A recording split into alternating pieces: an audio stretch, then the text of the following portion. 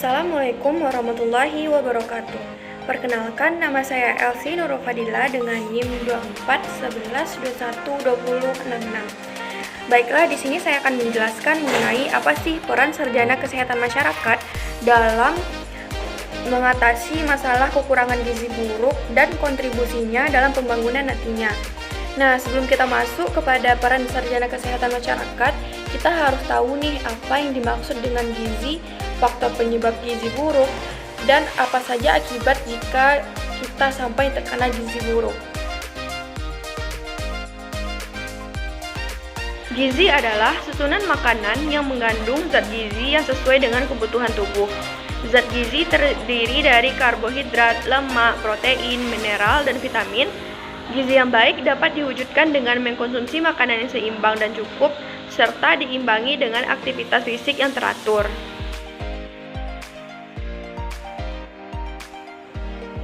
Yang pertama yaitu pola makan tidak sehat.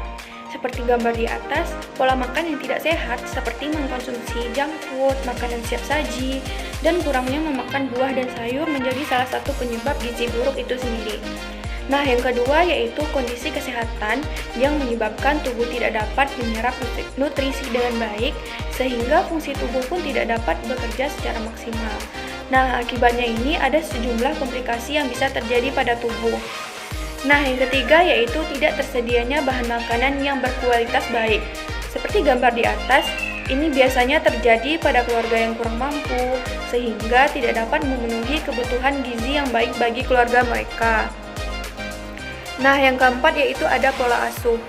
Kurangnya pengetahuan atau pendidikan orang tua mengenai gizi yang baik untuk keluarga mereka, ini menjadi salah satu penyebab masalah gizi buruk itu sendiri. Nah, yang terakhir yaitu akses informasi mengenai gizi dan kesehatan. Biasanya di wilayah-wilayah terpencil atau terbelakang akan kesulitan menjangkau informasi mengenai kesehatan. Bagaimana gizi yang baik itu dan gimana agar kita tidak sampai terkena gizi buruk. Banyak sekali akibat dari gizi buruk itu sendiri, seperti penurunan berat badan. Gizi buruk dapat menyebabkan penurunan berat badan, sehingga indeks massa tubuh menjadi kurang dari normalnya. Nah, yang kedua yaitu stunting. Gizi buruk dapat menyebabkan stunting. Stunting yaitu tinggi badan yang rendah menurut umur. Nah, stunting ini merupakan hal yang sering kita dengar ya. Nah, stunting ini juga menjadi salah satu akibat dari gizi buruk. Nah, yang ketiga yaitu gangguan mental. Gangguan mental juga merupakan dampak dari gizi buruk yang dapat menyebabkan depresi dan gangguan kecemasan. Nah, masih banyak lagi akibat dari gizi buruk itu sendiri seperti anemia gizi dan overweight atau obesitas. Selanjutnya yaitu peran sarjana kesehatan masyarakat dalam mencegah masalah kekurangan gizi.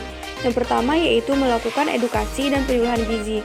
Sarjana kesehatan masyarakat dapat memberikan edukasi kepada masyarakat mengenai pentingnya pola makan yang seimbang, cara memilih makanan yang bergizi, serta dapat menghindari praktik makan yang buruk. Penyuluhan ini dapat dilakukan melalui berbagai media, seperti seminar, pelatihan, dan kampanye. Yang kedua yaitu penelitian dan pengumpulan data.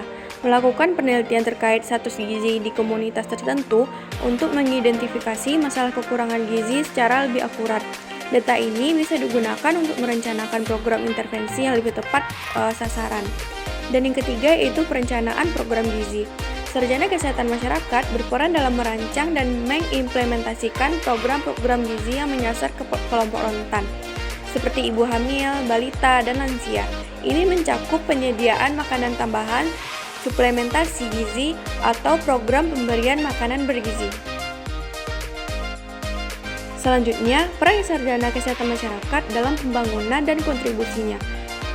SDGs untuk kesehatan masyarakat merujuk pada tujuan pembangunan berkelanjutan yang secara langsung berhubungan dengan kesehatan masyarakat yang dicanangkan oleh PBB pada tahun 2015.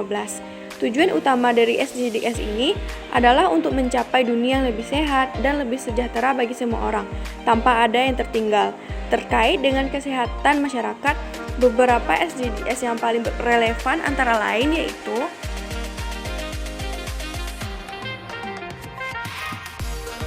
pada SDGs nomor 2 terdapat tanpa kelaparan.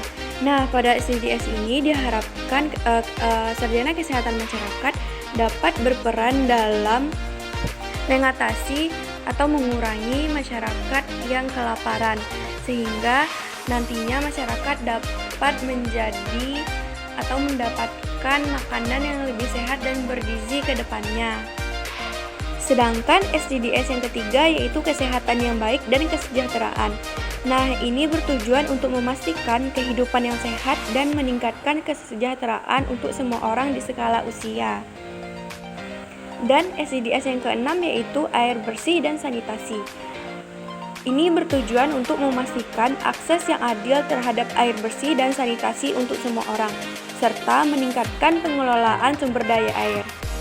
Ini diharapkan dapat meningkatkan kesehatan dan kesejahteraan masyarakat karena kurangnya terhadap air bersih dan sanitasi yang baik dapat menyebabkan berbagai penyakit seperti diare, kolera, dan penyakit menular lainnya. Dan SDGs yang kelima yaitu kesetaraan gender. Nah, ini bertujuan untuk mencapai kesetaraan gender dan memberdayakan perempuan dan anak perempuan. Hal ini untuk menghapus segala bentuk diskriminasi terhadap perempuan dan anak perempuan, memastikan partisipasi yang setara dalam semua bidang, dan memperkuat kemampuan negara untuk berkembang, yang dapat mengurangi kemiskinan dan memerintah secara efektif.